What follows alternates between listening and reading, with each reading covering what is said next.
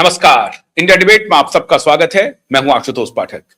मित्रों, जब कोई ये बोलने की हिम्मत नहीं जुटा रहे थे कि 7 समंदर पार में बैठा एक लड़का एक षड्यंत्र किया है और उसके संबंध सीधे डीप स्टेट से हैं, तब मैंने पहले कहा, लोग यहां थोड़े से धीरे धीरे चल रहे थे कि नहीं, स्टूडेंट नाराज हो जाएंगे, पेरेंट्स नाराज हो जाएंगे, ये मामला खराब हो जाएगा, उनके खिलाफ लोग पड़ जाएंगे कि आपको नीट के पेपर लीक का कुछ आपको दर्द नहीं हो रहा है, सीबीएसई के स्टूडेंट का जो भविष्य खराब हो रहा है आपको इसका दर्द नहीं हो रहा है। बात बहुत वाजिब है, सही बात है, वो इशू बहुत इंपॉर्टेंट है।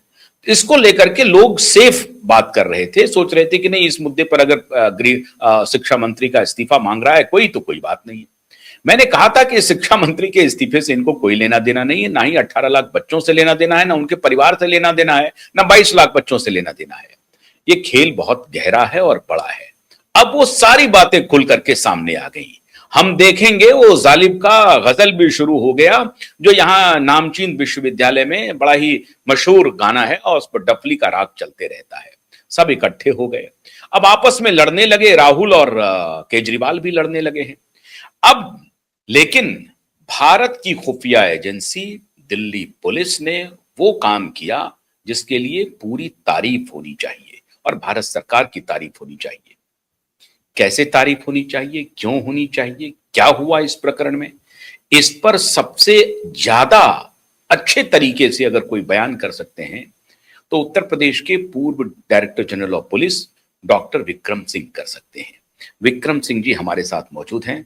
बहुत बहुत स्वागत है डॉक्टर साहब आपका।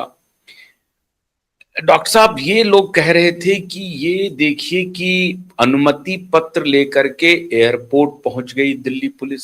ऐसा कभी हुआ है क्या? ये तो उनको अनुमति देना नहीं चाहिए, क्यों दे दी दिल्ली पुलिस ने अनुमति? एजेंडा क्या था सर? आशुतोष जी नमस्कार, आपके सभी सुधी दर्शकों को मेरा नमस्कार। आपने राष्ट्र हित के लिए बड़ा महत्वपूर्ण प्रश्न उठाया है, इसके लिए आपको साधुवाद। कुछ लोग जो है केवल जोकरों को, हास्य कलाकारों को, नचनियों को आगे बढ़ाते हैं, जिसमें जिनके बारे में चर्चा करेंगे वो भी उसी में शामिल हैं, जो इस तरीके के तत्वों को आगे बढ़ाते हैं। राष्ट्र हित की बात आपने की है तो उसके लिए आपको बहुत बहुत बधाई। अब हम इसकी बात करते हैं। ये जो पार्टी आई तो लोग समझते थे कि अब सड़कों पर जनता का सैलाब आ जाएगा, जनजीवन तार तार छिन्न भिन्न हो जाएगा, सामान्य जन की जीवनी और दिनचर्या अस्त व्यस्त हो जाएगी। लेकिन हुआ बिल्कुल उल्टा। दिल्ली पुलिस ने वो ट्रम्प कार्ड खेला कि इनको उम्मीद थी कि अनुमति के लिए ये जाएंगे पार्लियामेंट स्ट्रीट पुलिस स्टेशन, वहां धींगा मुष्टि होगी, वहां इनको प्रवेश नहीं करने दिया जाएगा, धक्का मुक्की होगी और फोटो ऑफ। तो दिल्ली पुलिस ने भी कच्ची गोली नहीं खेली, और फॉर दैट मैटर किसी भी पुलिस ने कच्ची गोली नहीं। तुम जिस जगह पे जिसका आज तुम सोचोगे वो दिल्ली पुलिस वैसे तमाम ड्राई रन और उनका अनुभव जो है सैकड़ों साल का है। अगर आप उसके लगा लें, दिल्ली पुलिस की जो भी नफरी है उसमें बहुत ही परिपक्व और अनुभवी लोग थे। तो इनकी फ्यूज उड़ा देना और गैस खत्म करने का सबसे बड़ा उपाय यही हुआ। ये समझते थे कि इनको एक जुलूस में एक तरीके से खुली जीप में जा करके ये जाएंगे और भाषण देंगे। तो ये तो जब हुआ तो ये मान के चलिए कि जब दिल्ली पुलिस ने दे दिया तो इनके पैर के नीचे से जमीन खसक गई। अभिजीत दीपके, हालांकि इनके माता पिता इनके बारे में क्या शुभ वचन कहते हैं सारी देश को मालूम पड़ गया। लफंगा कह रहे हैं। इनकी माता जी ने कहा कि शुरू से ये लफंगा था और थोड़ा अनप्रिडिक्टेबल था, नॉन कन्फॉर्मिस्ट था, दोस्तों में कहता था मैं तो मुख्यमंत्री प्रधानमंत्री बन जाऊंगा। तो माता पिता की जब इतनी उज्जवल छवि है तो आप समझ सकते हैं। लेकिन इसने एक काम तो किया कि एक इसने सर्कस तो तैयार किया। सर्कस का नाम भी दिया कॉकरोच जनता पार्टी। उस सर्कस में इसने फॉलोअर्स भी इकट्ठा कर लिए। अब फॉलोअर्स कैसे इकट्ठा किए वो भी मैं बता दूं। ये बॉट कैंपेन के जरिए, और बॉट कैंपेन के जरिए बॉट कंपोनेंट अगर आप ले लें, मैं बताता हूं, इनको मिले हैं 8.6 लाख टोपीका यूएसए से, जहां की टोटल जनसंख्या ही 1.25 लाख है। 1.25 लाख जनसंख्या है, 8.6 लाख से इनको फॉलोअर मिल गए टोपीका का। इनके जो आपके फॉलोअर्स आए थे सर्कस के, उनसे जब पूछा गया भाई सीबीएसई का तुम ये बता दो फुल फॉर्म क्या है, सीबीएसई का फुल फॉर्म नहीं मालूम, इनसे पूछो टोपिका कहां है विश्व में, इनको नहीं मालूम होगा। नीट का पता नहीं है, नीट का भी नीट पता का नहीं। पता नहीं, नीट का इनको पता नहीं है। और अभी तो आप आगे देखिए कि इनके ऊपर पैलेस्टीन से 8.9 लाख फॉलोअर्स है, आइवरी कोस्ट से 8.9, सब 8.9 से, मलेशिया से 8.9, ब्राजील से 8.9।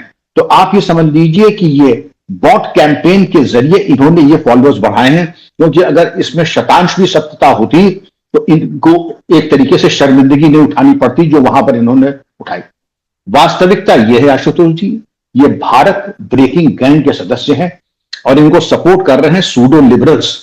सूडो लिबरल्स का भी तर्क वैसे ही है जिनको नीट का फुल फॉर्म नहीं मालूम है कि कॉकरोचों को आप दोष को दे रहे हैं, वो तो अंधेरे के बारे में हमें आभास दिलाता है।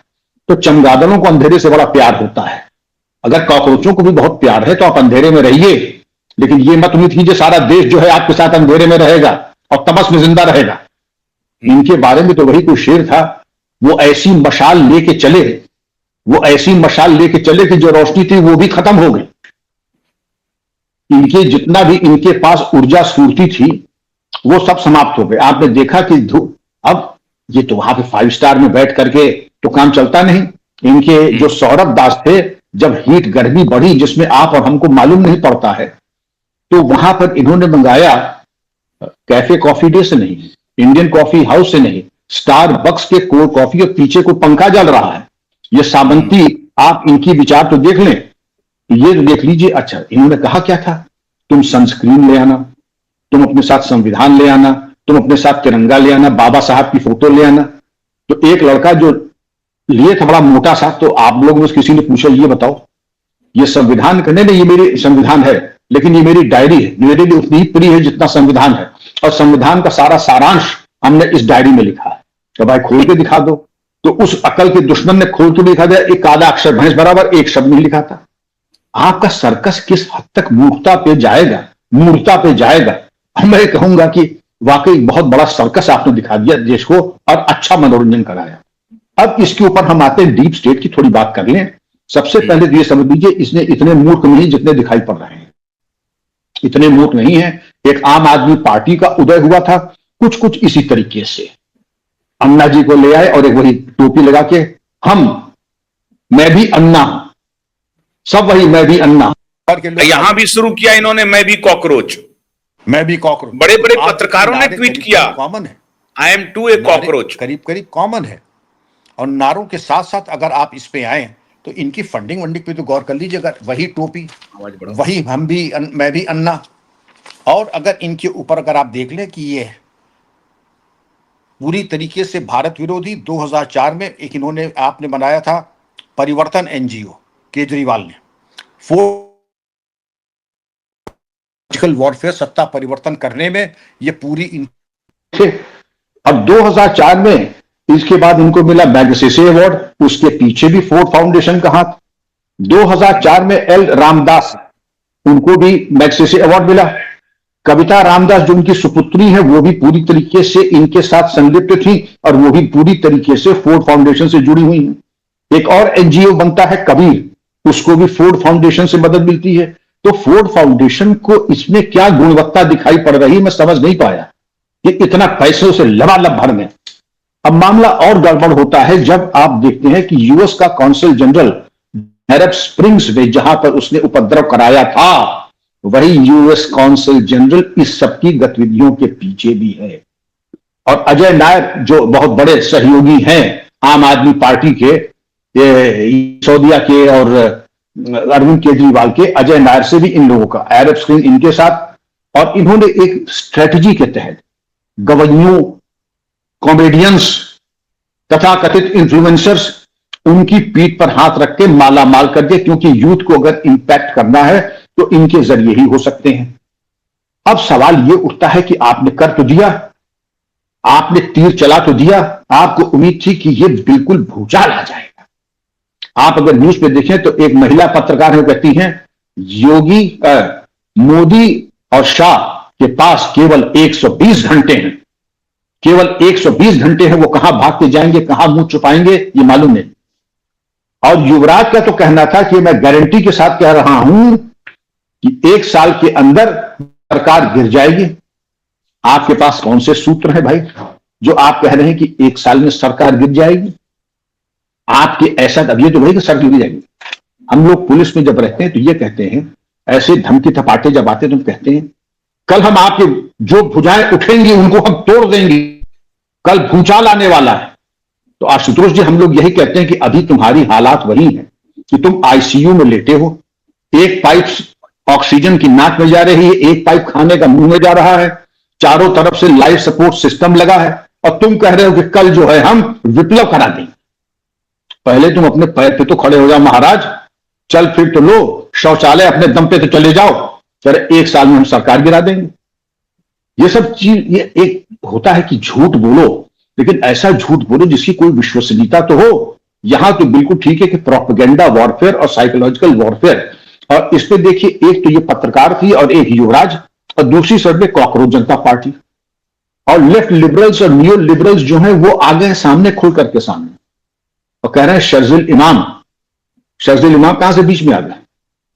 5 साल से अगर जेल में है, जुडिशियल सिस्टम के चलते हुए उनको बेल नहीं मिली, वो तो कह रहे थे कि इतना मवाद फैला दो चिकन नेक पर कि सरकार उसको साफ न कर पाए, क्योंकि उसको पूरा हक मुसलमानों का है। तुम्हारी बकौती कैसे होगी? किस बेसिस पे तुमने कहा कि वहां पर मुसलमानों का हक है? कि किसने तुम्हें हक दे दिया? मैं चाहूंगा कि 3 केसेस लिख दे जाएं कि जो लोग शर्जिल इमाम की बहुत वकालत कर रहे हैं उनके बैकग्राउंड को चेक करें। और जिसने ये कहा